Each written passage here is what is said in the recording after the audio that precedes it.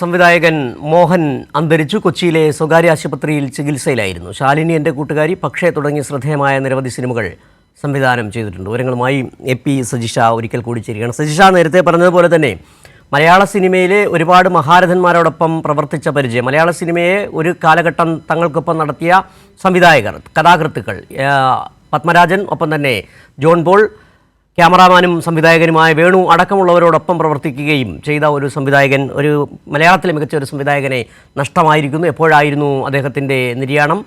സംസ്കാരമടക്കമുള്ള കാര്യങ്ങൾ എങ്ങനെയാണ്? മറ്റു കാര്യങ്ങൾ? സിജു, മോഹൻ ഇപ്പോൾ എറണാകുളത്ത് ചികിത്സയിലായിരുന്നു, സ്വകാര്യ ആശുപത്രിയിൽ. അദ്ദേഹത്തെ ദേഹാസ്വസ്ഥത്തെ തുടർന്നാണ് ആശുപത്രി പ്രവേശിച്ചിട്ടുണ്ടായിരുന്നത്.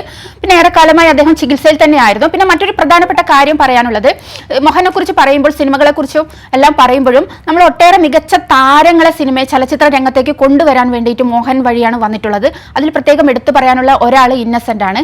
ഇന്നസെന്റിനെ സിനിമയിലേക്ക് എത്തിപ്പെടാൻ വേണ്ടിയിട്ടുള്ള വഴി തുറന്നത് ശരിക്കും മോഹന്റെ സഹായത്തോടു കൂടിയാണ് ഇന്നസെന്റ് സിനിമയിൽ എത്തിയിട്ടുണ്ടായിരുന്നത്. പിന്നെ മറ്റൊന്ന് പറയാനുള്ളത്, മറ്റൊരാൾ നെടുമുടി വേണുവിനെ ആദ്യമായി നായകനാക്കിയത് വിട പറയും എന്ന സിനിമയിൽ നെടുമുടി വേണു നായകനാവുന്നത് മോഹന്റെ ചലച്ചിത്രത്തിലൂടെയാണ്. പിന്നെ മറ്റൊന്ന് ശോഭ, തെന്നിന്ത്യ മികച്ച താരമായിരുന്ന ശോഭയെ മലയാള സിനിമയിലേക്ക് ശാലിനി എൻ്റെ കൂട്ടുകാരിയിലൂടെ നാഷണൽ അവാർഡ്, ഉർവശി അവാർഡ് നേടുന്നതിന് കൊണ്ടുവന്ന ശാലിനി എൻ്റെ കൂട്ടുകാരി എന്ന ചലച്ചിത്രത്തിലേക്ക് കൊണ്ടുവന്നു.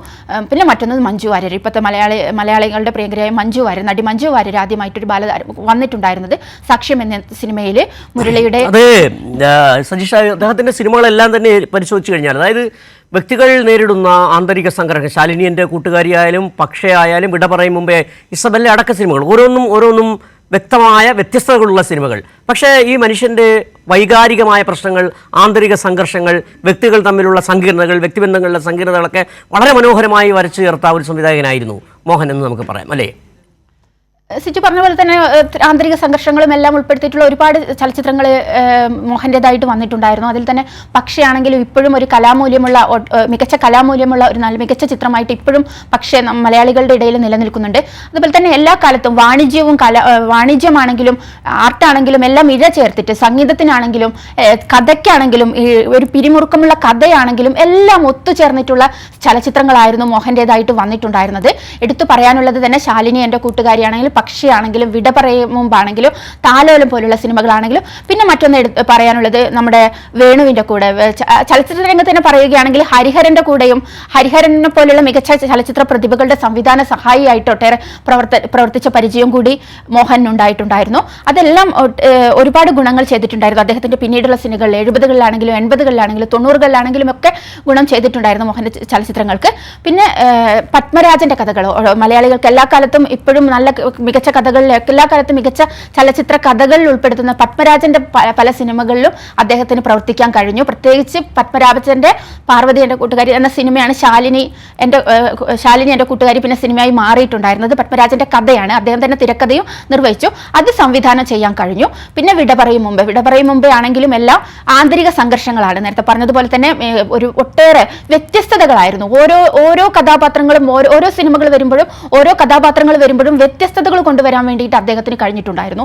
സിജു, ശരി, സജിഷാണ് വിവരങ്ങൾ നൽകിക്കൊണ്ടിരിക്കുന്നത്. സജിഷ, ഒരുപക്ഷെ ഒരു സംവിധായകനെ പിന്നീട് കാലം അടയാളപ്പെടുത്തുന്ന അദ്ദേഹത്തിൻ്റെ സൃഷ്ടികൾ കൊണ്ട് തന്നെയാണ്. മലയാളികൾ ഒരേ സമയം തന്നെ മലയാളത്തിൻ്റെ ചലച്ചിത്ര വാണിജ്യ സിനിമകളെ സ്നേഹിക്കുന്നവരും ഒപ്പം തന്നെ കലാമൂല്യമുള്ള സിനിമകളെ ഇഷ്ടപ്പെടുന്നവരും ഒക്കെ ഒരേ സമയം ഓർക്കുന്ന ഒരു സംവിധായകനാണ് മോഹൻ എന്ന് പറയുന്നത്. അതുപോലെ തന്നെ സജിഷ നേരത്തെ പറഞ്ഞതുപോലെ അദ്ദേഹത്തിൻ്റെ സിനിമകളിലെ പാട്ടിന്, സംഗീതത്തിന് വലിയ പ്രാധാന്യം നൽകിയിരുന്നു. പക്ഷയിലെ അടക്കം പാട്ടുകൾ, ഒപ്പം തന്നെ ശാലിനി എൻ്റെ കൂട്ടുകാരിയിലെ പാട്ടുകൾ, താലോലം സിനിമയിലെ പാട്ടുകളെല്ലാം തന്നെ മലയാളികൾ ഇപ്പോഴും മൂളി നടക്കുകയും ചെയ്യുന്നുണ്ട്. അതായത് ഒരു സിനിമയ്ക്ക് വേണ്ടുന്ന ചേരുവകളെല്ലാം തന്നെ ഒരേ സമയം മെച്ചപ്പെട്ട ക്യാമറ ഒരുക്കുക, മെച്ചപ്പെട്ട കഥ ഉണ്ടാക്കുക, മെച്ചപ്പെട്ട ഗാനങ്ങൾ ഒരുക്കുക, അങ്ങനെ എല്ലാ തരത്തിലും ഒരു ടോട്ടൽ ഡയറക്ടർ എന്ന തരത്തിലേക്ക് തന്നെ ഒരു വേളയിൽ അദ്ദേഹം വളർന്നു വന്നിട്ടുണ്ട്.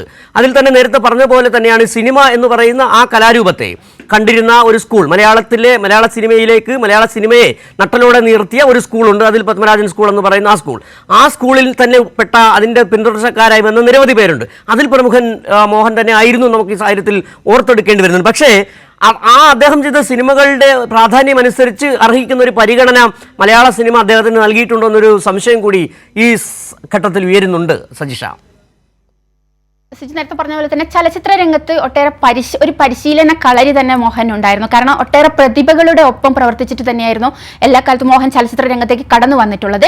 അത് അദ്ദേഹത്തിന്റെ പിന്നീട് സ്വതന്ത്ര സംവിധായകനായ ശേഷവും അദ്ദേഹത്തിന്റെ ഈ പരിശീലനത്തിലെ ആ മികവ് ഈ സ്വതന്ത്ര സിനിമകൾ സംവിധാനം ചെയ്തപ്പോഴും എല്ലാ കാലത്തും കാണാൻ കഴിഞ്ഞിട്ടുണ്ട്. കാരണം പത്മരാജനാണെങ്കിലും ജോൺ പോൾ ആണെങ്കിലും ഹരിഹരനാണെങ്കിലും എല്ലാം മലയാള രംഗത്ത് പല രീതിയിൽ മികവ് തെളിയിച്ച ചലച്ചിത്ര പ്രതിഭകൾ തന്നെയാണ്. ഇവരുടെ എല്ലാം ഒപ്പം തുടക്കത്തിൽ, പിന്നെ മറ്റൊന്ന് വേണുവിന്റെ കൂടെ ആണെങ്കിലും എല്ലാം മികച്ച പ്രതിഭകളുടെ കൂടെ തന്നെയാണ് തുടക്കം മോഹന്റേതായിട്ടുണ്ടായിരുന്നത്. അതെല്ലാം അദ്ദേഹത്തിന്റെ മറ്റുള്ള സിനിമകളിൽ എല്ലാ കാലത്തും വന്നിട്ടുണ്ടായിരുന്നു, ഓരോ കാലഘട്ടത്തിലും. ഇപ്പോഴാണെങ്കിൽ ചലച്ചിത്ര പ്രതിഭകളെ കുറിച്ച് പറയുകയാണെങ്കിൽ തന്നെ ഒരു കാലഘട്ടം കഴിഞ്ഞാൽ പലരും ഔട്ടാവും.